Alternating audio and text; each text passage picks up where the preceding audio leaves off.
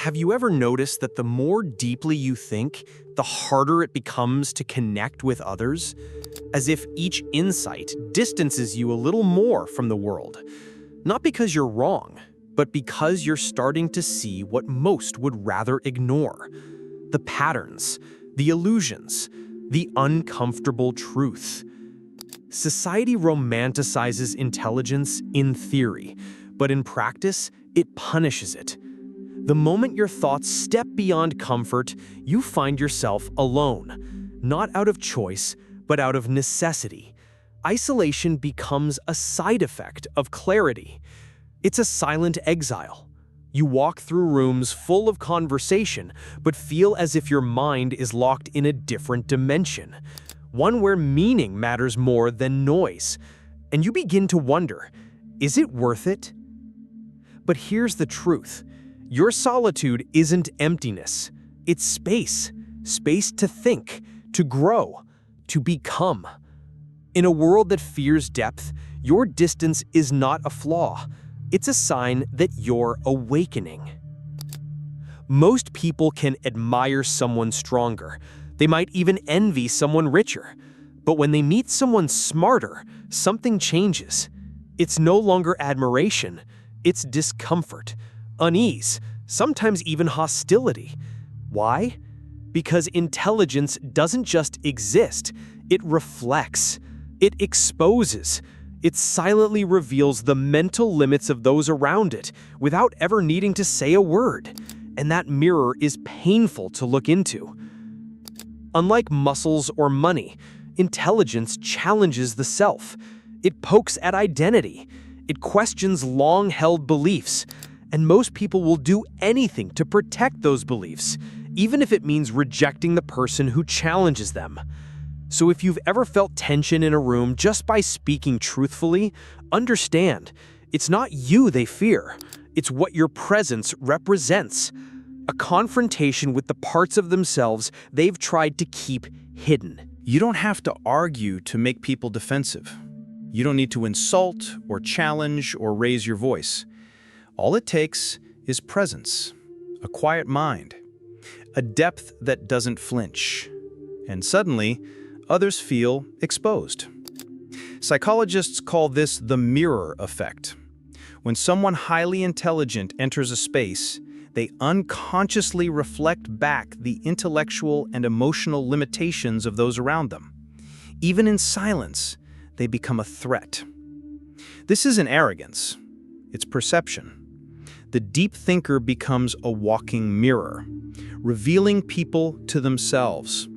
And most aren't ready for that reflection. They mistake your insight for judgment, your curiosity for condescension.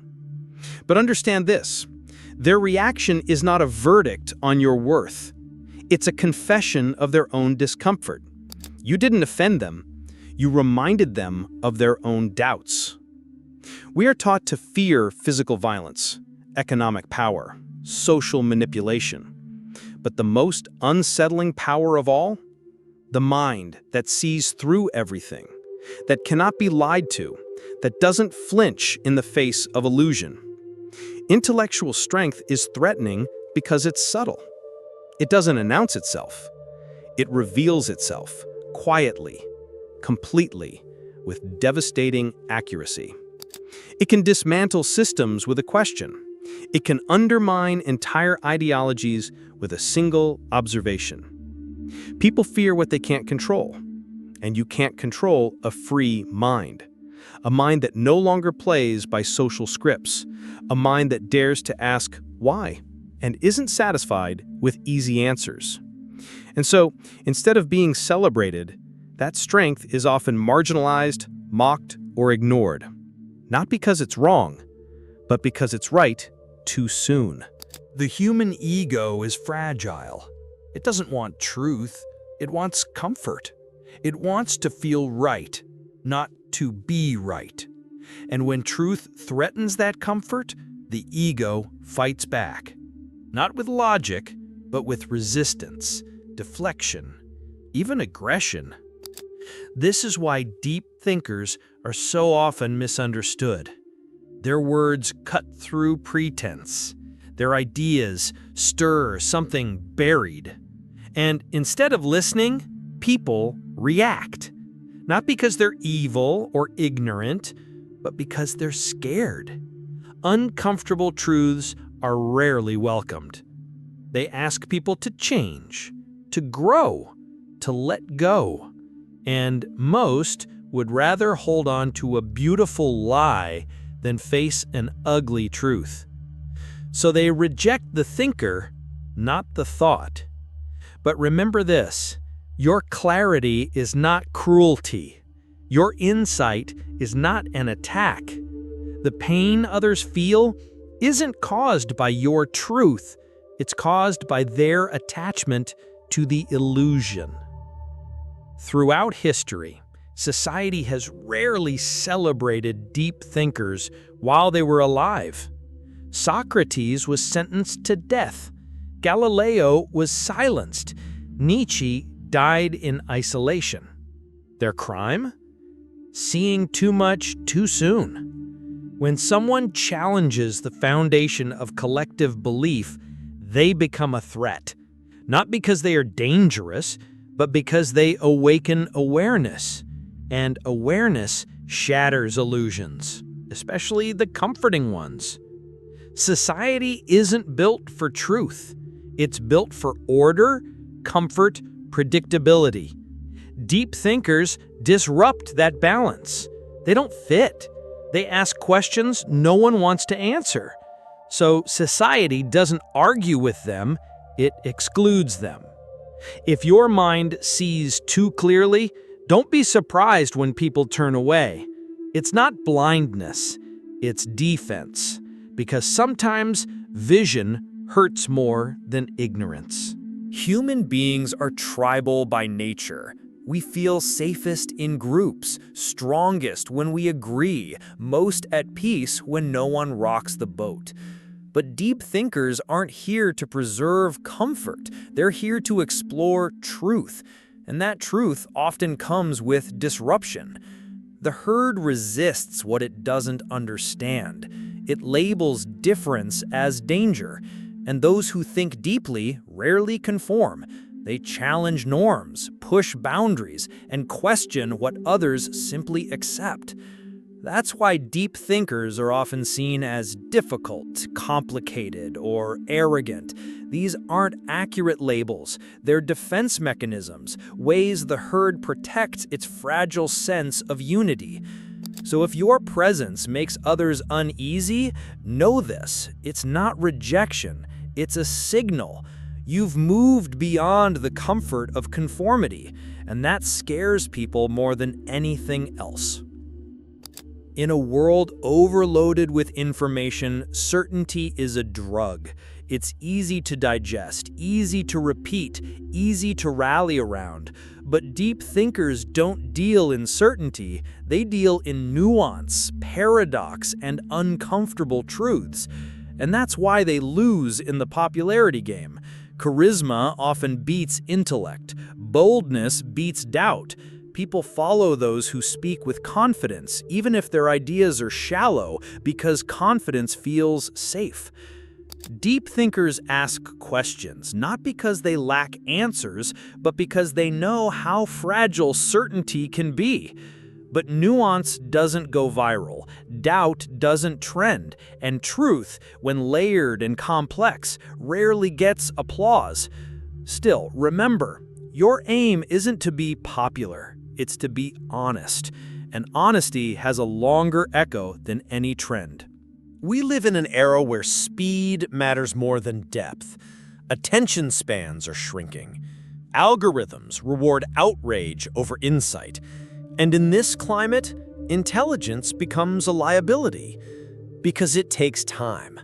Time to think, time to speak with care, time to explore the layers of an idea instead of distilling it into a soundbite. But the internet doesn't reward that. It rewards immediacy, emotion, exaggeration. So the deeper the thought, the more it struggles to survive online.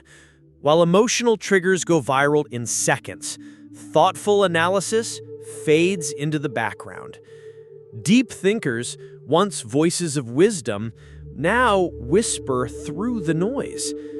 But here's the paradox. Though the world moves fast, it craves what is real. And when truth finally breaks through, when a deep idea lands, it doesn't just go viral, it transforms. Modern neuroscience has uncovered a truth that deep thinkers have always felt. Intelligence is intimidating, not just socially, but biologically.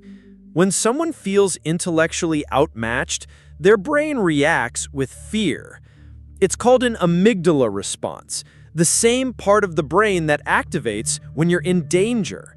Deep conversation can trigger this, not because it's harmful, but because it threatens a person's sense of competence and identity. In evolutionary terms, survival depended on being accepted, not on being the smartest.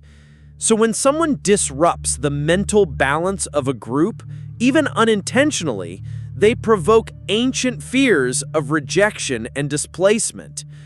Understanding this doesn't make it easier, but it makes it clearer. The resistance you face isn't personal, it's primal. Your mind is not just different, it's disruptive, and that, in itself, is power. We like to think we've evolved past the primitive instincts of ancient tribes, but our brains, they're still wired for survival, not truth. Back then, being different meant being dangerous. Thinking differently could get you cast out, isolated, alone. That wiring still lingers in the workplace, in friend groups, in families. When a deep thinker questions the norms, the reaction is rarely curiosity. It's defense, dismissal, sometimes even aggression. The tribe closes ranks. And so, the thinker becomes the outsider. Not because they lack empathy, not because they're antisocial, but because their mind doesn't bend to the tribe's comfort zones. They see too much, and tribes don't like being watched too closely. Modern cities may be crowded, but for the deep thinker, they're still deserts, not of people, but of connection, of truth, of minds willing to wander where theirs dares to go. Everyone wants to be seen until they're seen too clearly. Standing out feels empowering until you realize how lonely it is at the edge. Deep thinkers don't just think differently, they live differently. And that difference costs them. Relationships feel strained. Conversations feel hollow. Social gatherings become performances where the thinker must act normal to be tolerated. The cost? Their authenticity, their peace. To stand out intellectually is to be misunderstood, not once, but repeatedly. And sometimes, the deepest pain isn't rejection. It's being surrounded by people who can't see you at all. But here's the paradox. The very thing that isolates you, your mind, is also your strength. The world may not understand you, but it desperately needs what you carry. Arthur Schopenhauer didn't glorify intelligence. He called it what it is, a curse disguised as a gift. He believed the more one understands, the harder it is to enjoy life, because with clarity comes disillusionment. Where others find joy and distraction, the intelligent see emptiness. Where others find meaning in status games, they see illusion. To know too much is to feel too much. To see through the surface is to carry the weight of what lies beneath. Schopenhauer wrote, "A high degree of intellect tends to make a man unsocial." Not because the intelligent hate people, but because they struggle to find truth in places where truth is avoided. In a world obsessed with pleasure and comfort, the thinker's curse is simple. They want truth more than they want peace. Most people are driven by what Schopenhauer called the will to live, the instinct for pleasure, security, and survival. But the deep thinker is driven by something else, the will to truth. And that changes everything. The will to truth is not glamorous. It leads to solitude. It questions everything. It strips away illusions and leaves you staring into the raw face of reality without flinching. While others run toward distraction, you walk toward depth. But that journey is isolating.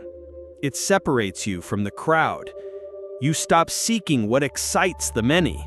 You stop pretending. You start seeing the machinery beneath society's stage. And once you see it, you can't unsee it. Comfort and truth rarely coexist. And if you've chosen truth, you've also chosen the discomfort that comes with it. But in that discomfort is something rare: freedom. Solitude isn't a preference for the deep thinker. It's a necessity, not because they hate the world, but because the world, as it is, often becomes too shallow to hold their thoughts, too loud to hear their own clarity. It's in solitude that the thinker breathes, writes, questions, reflects. It's where their mind isn't burdened by small talk, social scripts, or the constant pressure to dilute themselves for others' comfort. But solitude comes with a price. It brings loneliness, a sharp kind that not everyone can endure. Yet for the thinker, that pain is often preferable to the ache of being unseen in a crowd.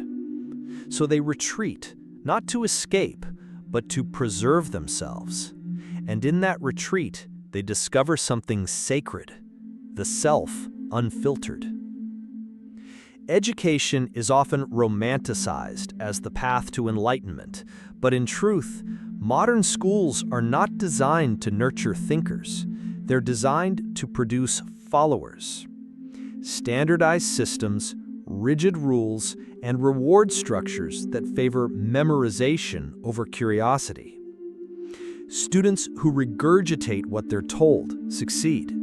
Those who question, who deviate, who challenge the system, they're labeled as disruptive, difficult, or even problematic. The classroom doesn't reward insight, it disciplines it. This creates generations conditioned to obey, not to explore, to conform, not to challenge. And so the deep thinker from a young age learns that their mind is a liability, that asking real questions comes at a cost. But history reminds us, the greatest minds were never praised in classrooms. They were shaped outside them, in rebellion, in solitude, in thought that refused to fit the mold. It's tempting to believe the world is broken, that it should embrace deep thought, nuance, and truth, but simply doesn't. But that's not the case. The world isn't malfunctioning, it's functioning exactly as intended. Systems are built to maintain themselves, not to challenge themselves. Institutions, from education to politics, are structured to protect the status quo, and deep thinkers, they are disruptors by design. The rejection you feel isn't a mistake, it's the system's immune response. You are the virus that questions its structure, and every dismissal, every silence, every deflection is proof of your clarity, not your failure. So stop waiting for acceptance. Systems don't embrace what they cannot control, but they always, eventually, are shaped by those who dare to push against them. Galileo was silenced. Van Gogh died poor. Nietzsche was dismissed. Tesla was forgotten. Hypatia was murdered. Each a mind ahead of their time. Each rejected not because they were wrong, but because they were right too early. Society doesn't reward depth when it threatens comfort. It only celebrates it in hindsight, Once it's safe, once it's useful, once it's dead. The genius lives in obscurity. The legend begins after the funeral. This isn't pessimism, it's pattern, a cycle that has repeated itself for centuries. And if you feel invisible now, misunderstood, unheard, you're not alone. You're part of that same lineage. So stop waiting for acceptance. Systems don't embrace what they cannot control, but they always, eventually, are shaped by those who dare to push against them. Deep thinkers often carry the burden of wanting to be understood, of explaining, clarifying, defending their ideas in a world that resists depth. But here's the truth. You don't need to be understood by the many, just the meaningful. One conversation with the right person can mean more than 1,000 empty interactions. One connection that honors your truth can silence the noise of a world that never tried to listen. Not everyone will get you, and that's okay. That's necessary. Your voice wasn't made to echo in every chamber. It was made to resonate in the few minds who were ready to receive it. So seek them, quietly, patiently, and until you find them, let your solitude sharpen your mind and deepen your soul. You are not too much, too quiet, too intense, too complicated. You are not broken. You are early. You see through things before others even notice there's something to see, and that will always feel lonely. But it's not loneliness born from lack. It's loneliness born from vision, from clarity, from seeing the structure before the scaffolding collapses. And history proves those who see ahead must often walk alone. You weren't meant to blend in. You weren't meant to conform. You were meant to carve out new thought, to ignite new questions, to disturb what has grown too comfortable. And that mission is never easy. So, if you feel like the world doesn't understand you, don't change who you are. Change where you stand. Because the future always belongs to the misunderstood.